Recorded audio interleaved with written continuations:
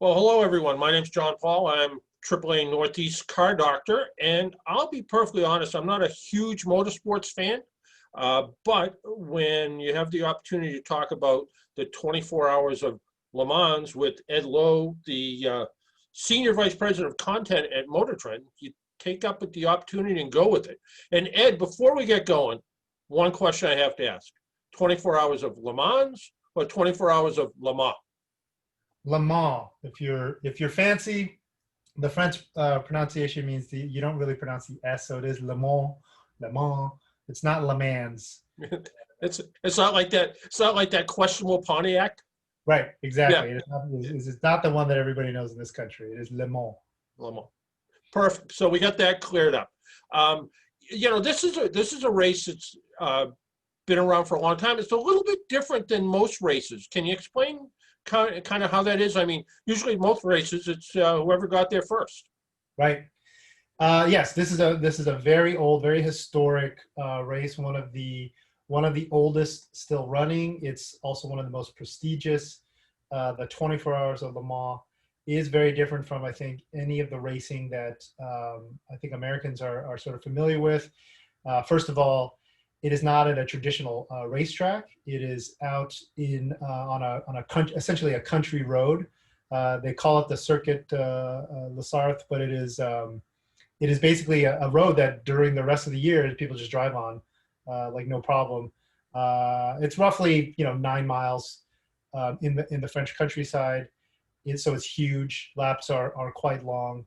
And then the other big difference is that it's sort of multiple races in one, because this year, 4 different classes are all racing at the same time. So they call them LM, Le Mans Prototype 1, Le Mans Prototype 2, and then there's a couple of other GT classes.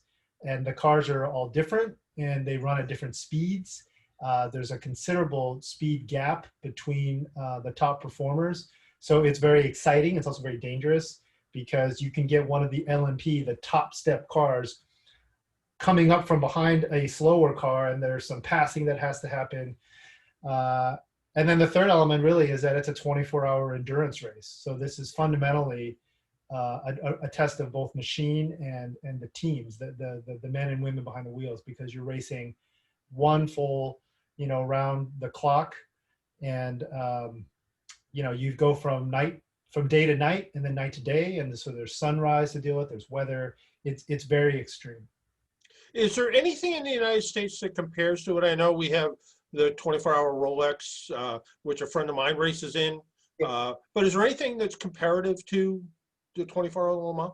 Totally. The Rolex 24 is probably the closest comparison. And we do actually have a fair amount of endurance racing in this country. The 6 hours of Sebring. Sebring does a bunch of different races. And then we actually have one on the West Coast called there's a 25 hours of Thunder Hill. And apparently they claim they're the longest, the hardest core endurance race, because they went one more hour than most people go. That's 25 hours, which is pretty silly.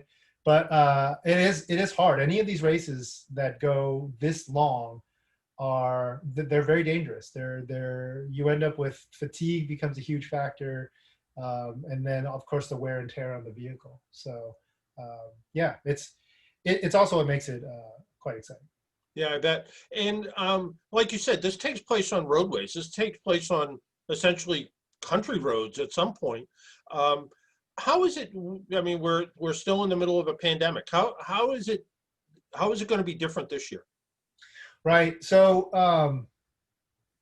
it is very different. So first of all, Le Mans normally is run in June. It's like the early summer, midsummer in France. So they had to postpone, like a lot of professional sports. The options were either cancel outright or sort of work with what's going on in the world and COVID-19 and figure out a way to execute it. So they actually did a virtual Le Mans race that was sort of close to the original start of this race. And then they postponed the real thing to this coming weekend, so that they can, actually run it. And that creates an interesting problem, because it's going to be basically a different season. So summer, they always say it rains at Le Mans, and there's some expectation that maybe they'll have more weather because they're running it in September. Also, the nights might be a little longer because we're getting into the Yeah. fall season, which makes it a little more challenging. And then, of course, because of COVID-19, no spectators, so there won't be anybody in the stands. That's a huge difference, but I think a lot of motorsports have adjusted to it. And then the other big thing is they have a new qualifying program called Hyperpole, which is supposed to be very exciting. So we'll see. is it going to be like some professional sports where we've seen cutouts of spectators? Yeah, I don't think so. The circuit again is so big, and the stands are clustered at the start finish line and then at different points around the track. But I think trying to just put it would be quite an ordeal to put in cutouts into the stands that the racers only see like in a flash. Yeah. Now, we look at racing and people that have been either involved in racing or following racing for a long time. There's old time names that everybody's familiar with on all kinds of different racing circuits. Is there a American team favorite going into the race this year? There is an American driver favorite, that the America's favorite son, so you might say, although his name is definitely not the standard American. It's Gustavo Menendez, and he's actually a prior winner. He won in 2016 in the LMP2 class, but this year he's racing for the Rebellion racing team in the Top Step, the LMP1 class. He's actually a Los Angeles native. 25-year-old kid, super bright spot in endurance racing. He's raced at Le Mans a number of times. He actually, I think, was a class champion. Look forward to him running, and he's a bit of an underdog. The team to beat in LMP1 is Toyota. They won last year. They're really a top tier program. Now, anybody who knows motorsports, and whether it's getting from 0 to 1,000 feet down the track, or NASCAR, whatever the case is, it's a very physical sport. When I talk to drag racers, and they say there's 6 G's of force and then a -8 when the chute's open, or whether it's just being in a NASCAR driving for hours, this is going to be incredibly physically demanding. Totally. It is because of the time involved, right? 24 hours. Now, it's not one driver for 24 hours, so it's 3 drivers. And my understanding of the rules, they might have changed. I was up on these, I think, a couple of years ago. No driver can do longer than, I think, 2 stints. And I think a stint is 2 hours behind the wheel. So a driver can do a max of 4 hours, I believe, before he has to come out and take a break, and one of the other drivers goes in.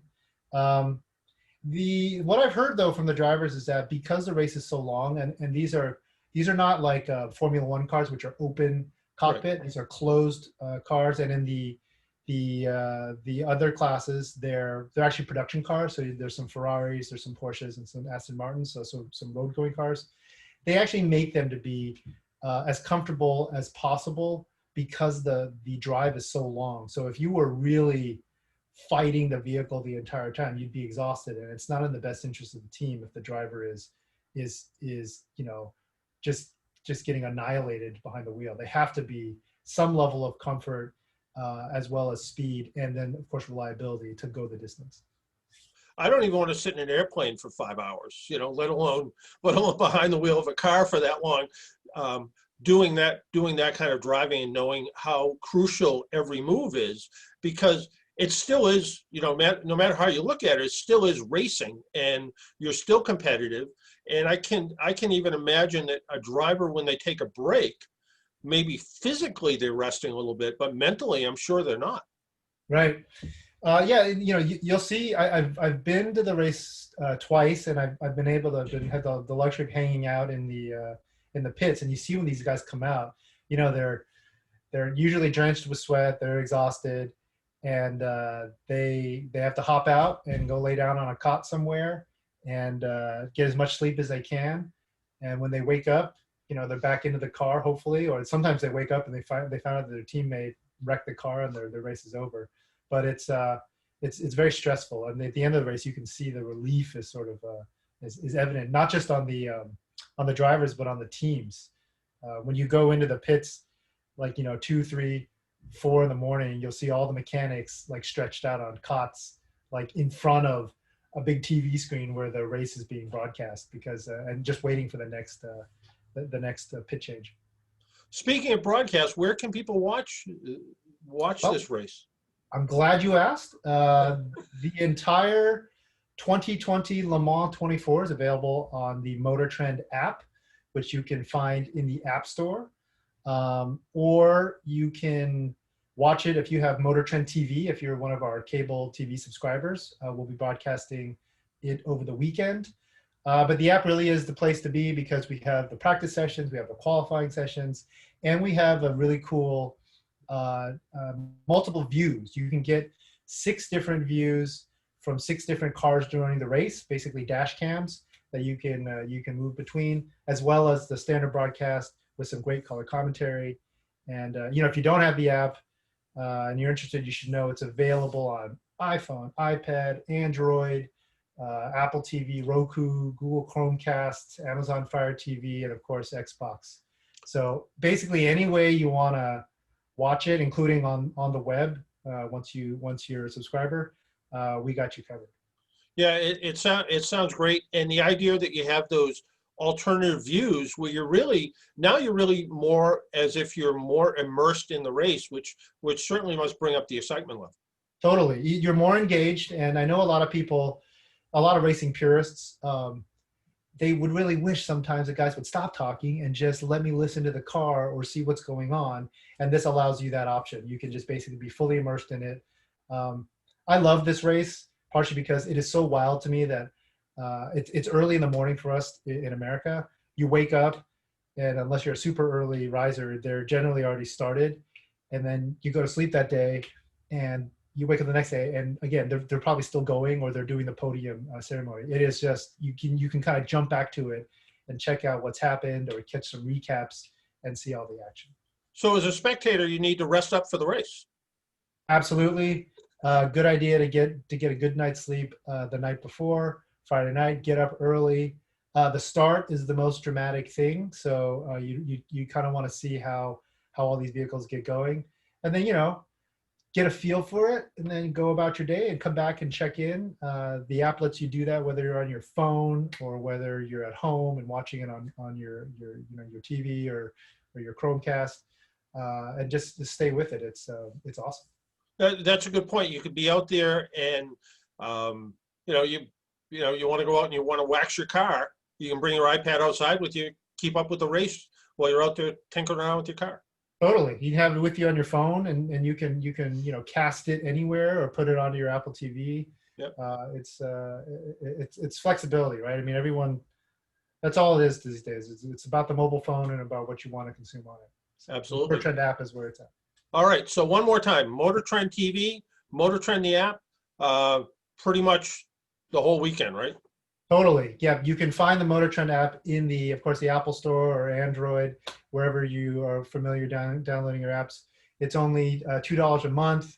Again, you get this live viewing experience. You can also watch it on MotorTrend TV. If you're a cable subscriber, we'd be happy to have you there. And yeah, it should be one for the ages. I think people are very excited that Le Mans is back in full, even though spectators aren't there. So you can be one of the millions of fans worldwide that are tuning in. And it's not Le Mans. No, it's not Le Mans. Le Mans. Perfect. Hey, Ed, thanks for taking some time out of your day, and we'll look forward to joining you in the race over the weekend. Awesome. Thank you so much. Glad to be here. All right. Take care. Thanks.